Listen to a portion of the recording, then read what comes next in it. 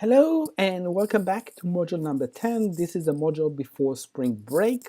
And in this module, we're going to talk about our packages, what it is, how to build them, and why is it so important. I also posted in Canvas more resources on our packages. My favorite one, of course, is the creator of ggplot2, and his textbook also has an example on the website. But also another great resource is Hilary Parker. She is the Etsy, a website for art. She is the data scientist, and she's is a blog posting about writing our package from scratch. There is a little tweet that she did not update with regard to the installation of one of the packages, and I'll talk about that in my presentation. But this is the aim of today's module, to talk about how do we build this R package and what does it entail. So let's start.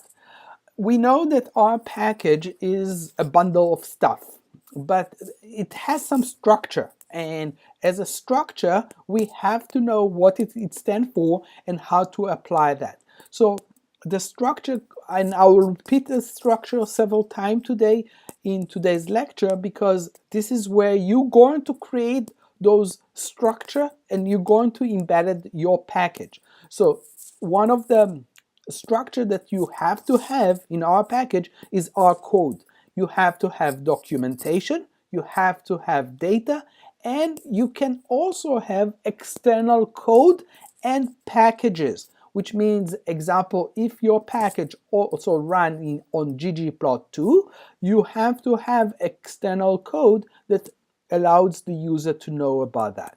So we are going to talk about the package in the idea of installation, validation, distribution mechanism, which means that one of the basic places to, if your package is ready to be distributed, you can put it on Crane, or you can do, if it's related to science, you can put it on Bioconductor, or in GitHub. My favorite place, of course, is GitHub, but again, to those who are looking for a job or those who are looking for new project, GitHub is probably the best way to do that.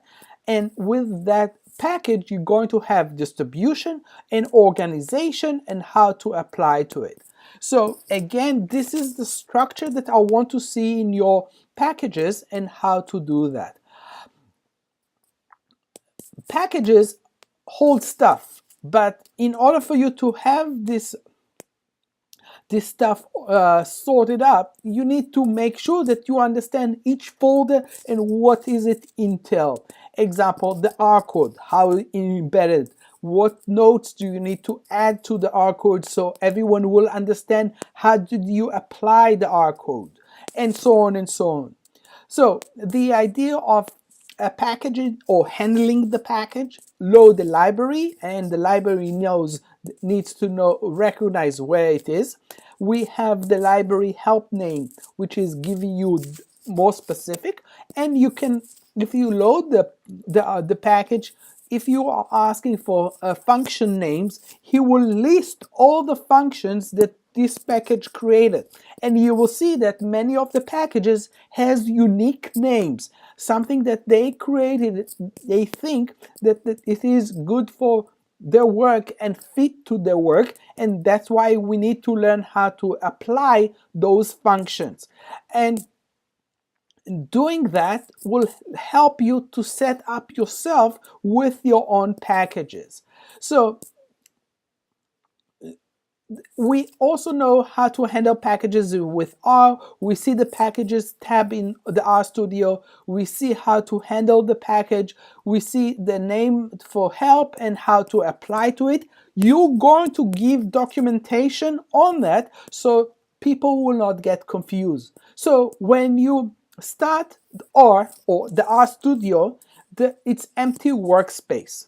So there is a lot of stuff or basic things going on in the background that you need to be aware of. Example, when you ask for library, it's part of the workspace that RStudio have created. Before that, when we used to have the R console, we did not have this environment of the RStudio. We used to know that we have to set it ourselves to the workspace that we are working on. So the RStudio was helpful in to set up the workspace, and you always can change the workspace and set it up, so you'll be able to set it up. And I'm sure that you know how to set up the workspace and how to implement that. You have the tools and version control, and you have all the things that we cover throughout the presentation about that. And again, the workspace is important because this is where your data set and the R code needs to know exactly where it goes to in order for it to handle. I have a Mac. I don't know about you, what type of computer do you have, but you need to make sure that you are organized, so when you create your package, it will be transparent to any other type of computers. And that's why I highly recommend to use the functions and the order that Handley recommended in his textbook. And so when you upload a new package, it always knows how to handle a bundles of codes and functions in order for it to do that. So when you want to see the structure of any package in R, you have to name you can type package Selinton, and the name of the package will help you to see the structure and to see how to handle it.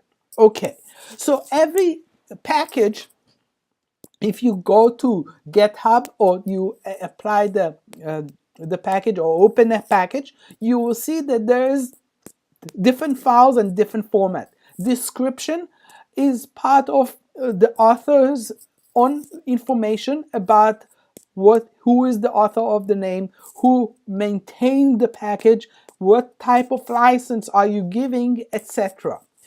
Also, one of the things that it also extremely important is the R folder that you're going to put your R code or R files.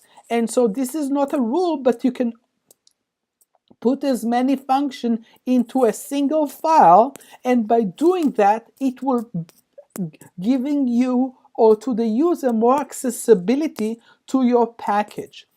Main is the help files that you're going to create to your package. So you're going to help the user to how to apply the ARM packages that you created. Namespace is the function or other function that you're going to use. There is the issue of public versus private to the package. I highly recommend, and I ask that you will use only public, because private is usually has some structure that needs to be entailed, and public is what I believe that has to be open to the public. And so I want you to have the namespace be public, so everyone will be visible to the work that you did. Description is the file that where you show the dependents, which is the packages that used by this package, and load as part of the loading. And so it is important that you will outline that in order for your package to be created, example, animation or graphics, and you need to know the name of the package you want to have dependents in order for you to apply that. You can also import the package, but it will not load those packages automatically. It's not visible to the user, but it is part of our documentation that we need to provide and need to outline. I recommend that you will look at description files and see what does it entail and follow the guidance that a textbook provides.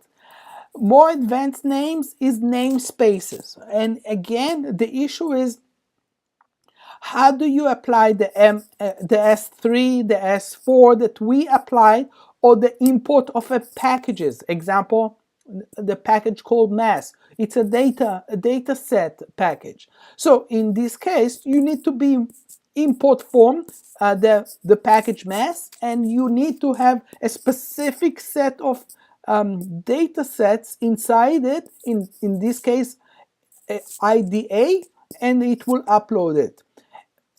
Again, the issue of how we apply that, how to embed it, it's part of it. Again, I highly recommend that you do that. Vinaigrettes. And the idea here is that we are trying to produce a PDF that's available in the installation of the package. And so the vinaigrettes is usually very helpful and part of the package. If you look at any package that is available on GitHub, you will see that they have PDF. Who creates those PDF? This is where the vinaigrettes are embedded, and it is the latex and the R code working together to produce the PDF. How to write help on packages, on the package that you're going to create. There are many tutorials on the web. However, again, you can write extensions, or you can write basic. Again, go over the textbook, see how you apply that, or go over GitHub to see example. Okay, so I want to go over how to create the package and using the RStudio from scratch. So you're going to create a package in RStudio. Is that you're going to define, first of all, the working session is always a mess. So you need to make sure that you start with a blank project, and you do that. Again, this is the new project. I highly recommend that you will not open a project, but you will start a new project and make sure that the console is empty and not have something in the background in order for you to do that. So you're going to create a new package. You're going to give it a name. You're going to create sources, and I will explain what is a source means. We have two packages that needs to be added into the package. The first package is div tools, and the second package that needs to be added is RoxGen2. Those are the two tools that will help you to create the supplement files into your package. So there is two ways to install the div tools. You can install directly from the RStudio, or you can using the install get from the GitHub and referring to Handley with dev tools. So when you install the div tools, he will create many new files: data, folders, description, information file, help folder, R folder that contains R files for functions, and R and delete files, and the function that will get WD, which returns the working directory to saved location. So let's start with that. The description is the update of all the files. Example, the title of the package, the version, the author, who is the maintainer of the version, and what is the description. I did not spend a lot of time about the license. I am an open source guy, which means that everything has to be open, and that's why one of the foundation of this idea of license is GNU, and the premises of it has to be open. You recognize it as an open, and by doing that, you allowed the user to review what you have done. The namespace is usually left as it is, but it can be tweaked to create hidden functions and package dependency. For the purpose of the in this presentation, I will talk about that later on in module number 11. But again, the namespace can be important or it cannot. Either way, you can always leave it blank. Building your package, setting up the package settings, and then checking for errors and while building. So the RoxyGen documentation setup. So when you build the tab, and we're going to do that, you're going to select all 6 generate documentation with Oxygen, and by doing that, it will allow you to have all additional ability to document what you add to your package. So you be able to add or edit functions, so you can do so by going to File, New File, and Script, and then save it to the R folder into the file display, and then run the installation again. Once the files are saved and reloaded, it will check, the RStudio will check to see if it's correct. And if it will not be correct, he will announce to you there is an error in the building. So the build and the check is always part of it, and you will have this tab in order for you to do that, in order for you to utilize. And I want to make sure, I want you to check to see if your file display any errors. If there are, try to address that, ask questions, ask me, or search the web for how to address those issues.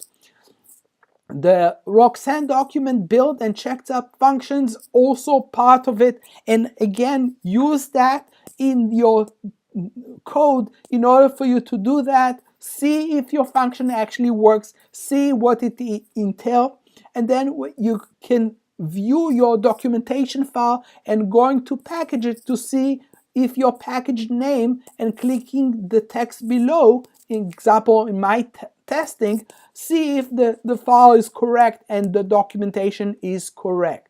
So again, using the Roxanne Gen 2 package allowed you easy and simple documentation, which is important. For more information about Roxanne Gen documentation, go to this GitHub address. You will see that and see how to apply that, and what does it means to apply or to edit the main files, the name documentation, and how it apply. So again, build and install. When you're going to install the package, you make sure that the import of tar.gz will be the extension of the error, and show that it allowed you to do that, because if you want to submit it to Crane, it has to be in that format. So make sure that it is a clickable and available. That's it. I hope you enjoy it. We will have more sessions about building. This is the introduction, but I want to make sure that you cover the basics. Go see if it doesn't post it on the internet yet. See how it apply. Choose a good name. A good name can make a lot of differences, and enjoy it. Until next time, have fun.